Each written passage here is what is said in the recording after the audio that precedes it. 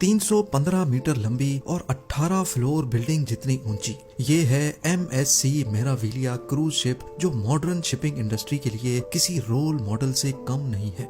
80,000 ton या फिर 8,000 African हाथी से भी ज्यादा वजनी ये क्रूज शिप समंदर में तैरते किसी छोटे विलेज का मंजर पेश करती है। ये पूरी तरह से सेल्फ सफिशिएंट है, जो 7,000 लोगों को कई हफ्तों तक किसी भी चीज की कमी महसूस नहीं होने देती। 2500 luxury sweets, casinos, fitness centre, open terraces, pools, water parks, dancing floors, restaurants और हत्ता के इसके अंदर एक पूरा शॉपिंग मॉल भी मौजूद है।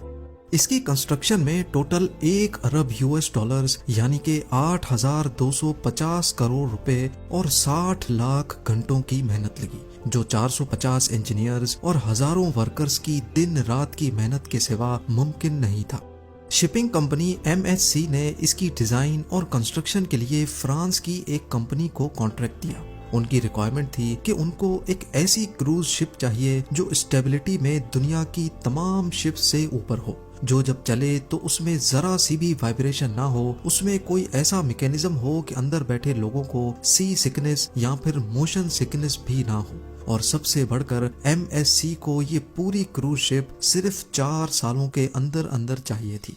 डेडलाइन से एक भी दिन ऊपर गया तो कंस्ट्रक्शन कंपनी को रोजाना 1 लाख यूरोस का जुर्माना अदा करना पड़ेगा।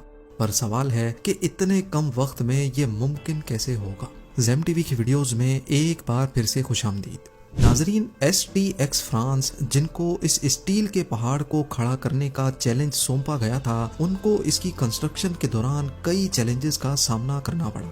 कुछ फीचर्स तो ऐसे भी थे जो शिपिंग इंडस्ट्री में पहली बार अटेम्प्ट किए जा रहे थे। 4 सालों की डेडलाइन में से मेराविलिया की प्लानिंग और डिजाइनिंग में ही 2 साल गुजर गए। 2015 में ऑफिशियली इसकी कंस्ट्रक्शन का आगाज हुआ, जबकि 2016 में इनको ये वेसल डिलीवर करनी थी। 150 हेक्टेयर्स बड़े सेंट नज़ेर शिपिंग यार्ड में हजारों स्टील की शीट्स मंगाई गई। 315 मीटर लंबी क्रूज शिप पर कौन से हिस्से में कौन सा पार्ट कितना बड़ा और किस शेप में होगा, ये डिजाइन पहले से रेडी थे। बस अब सिर्फ इनको काटना था और वही सबसे एक्यूरेसी वाला काम था। इसके लिए एक रोबोटिक आर्म की मदद ली गई। इस दौरान इनको एक शीट में से ज्यादा पीसेस काटने थे ताकि स्टील शीट की वेस्टेज कम से कम हो।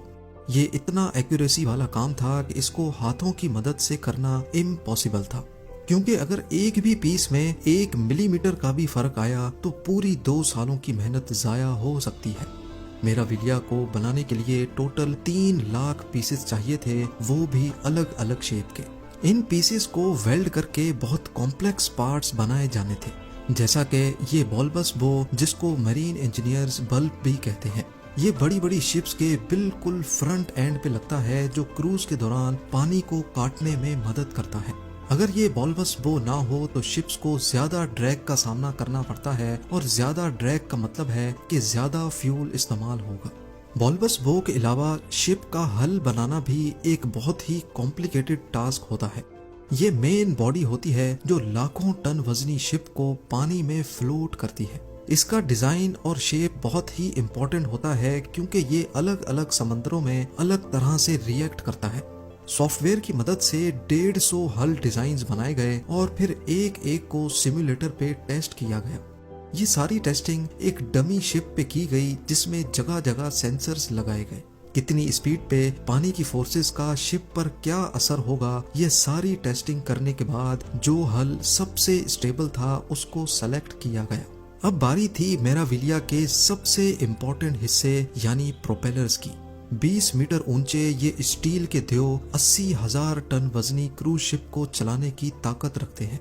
एक एक का साइज करीब डबल स्टोरी बिल्डिंग और वजन एयरबस A320 से भी ज्यादा है।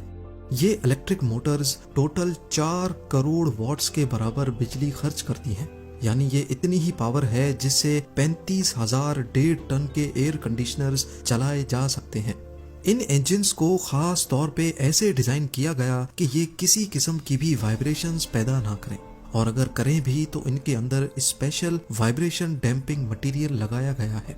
इंजीनियर्स का क्लेम है कि ये इंजन्स मेराविलिया को हर किस्म की वाइब्रेशन से पाक रखेंगे।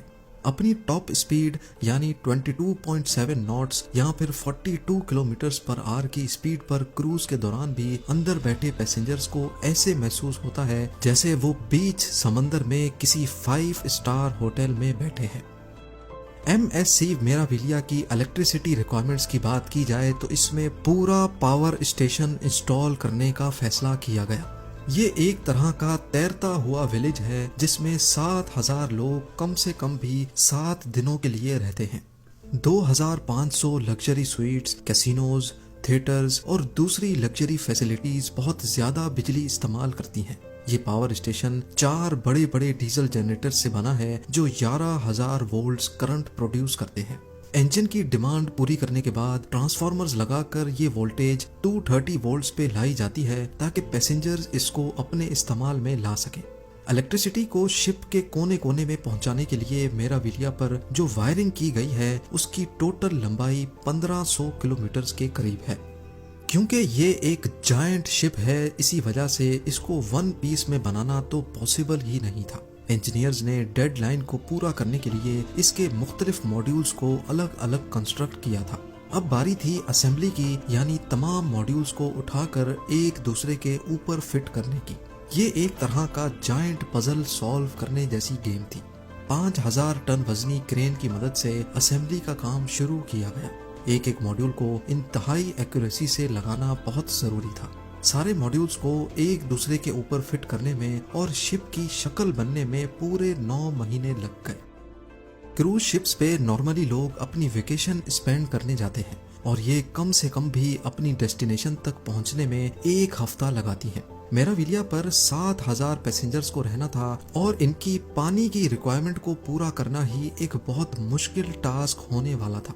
फ्रेश वाटर सिर्फ पीने के काम ही नहीं बल्कि पूल्स, शॉवर्स और कुकिंग में भी यूज होता है।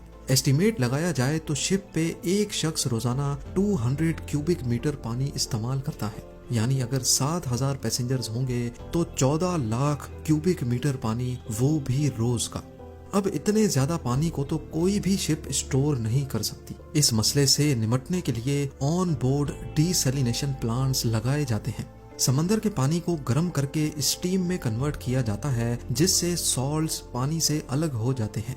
मेराविलिया के केस में पानी गर्म करने के लिए इंजन की हीट को ही इस्तेमाल करने का मैकेनिज्म लगाया गया। वो हीट जो किसी काम की नहीं होती उसको इस्तेमाल करके एक फ्यूल एफिशिएंट सिस्टम बनाया गया। ना सिर्फ इतना बल्कि पैसेंजर्स के कंफर्ट के लिए और MSC की रिक्वायरमेंट को पूरा करने के लिए मेराविलिया में पहली बार स्टेबलाइजर्स भी इंट्रोड्यूस करवाए गए। समंदर में सफर के दौरान शिप रोल करती रहती है। ये मूवमेंट कई पैसेंजर्स को नौजिया और चक्कर दिलाती है। इस कंडीशन को सी सिकनेस या फिर मोशन सिकनेस कहा जाता है। अब इस मसले से जान छुड़ाने के लिए मेराविलिया पर स्टेबलाइजर्स लगाए गए। शिप जैसे ही पोर्ट से निकलती है ये स्टेबलाइजर्स बाहर निकलते हैं और ये वेसल की रोल मूवमेंट पर काफी हद तक काबू पा लेते हैं। यूं समझ लें कि ये एक तरह के ऑटोमेटिक शॉक एब्जॉर्बर्स हैं जो वक्त की बहुत ज्यादा जरूरत थी। शिप की कंप्लीट असेंबली के बाद अब बारी थी इसको पहली बार पानी में उतारने की। असेंबली डॉक में पानी भरा गया और पहली बार मेराविलिया को डॉक से बाहर टेस्टिंग के लिए निकाला गया। Engines, power generation, safety system और लीकेजेस चेक करने के बाद मेराविलिया को फिनिशिंग के लिए फिट करार दे दिया गया।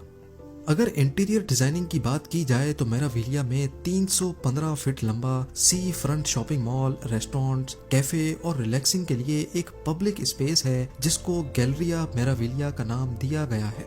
होराइजन पूल जो कि रात के वक्त डांसिंग फ्लोर में कन्वर्ट हो जाता है।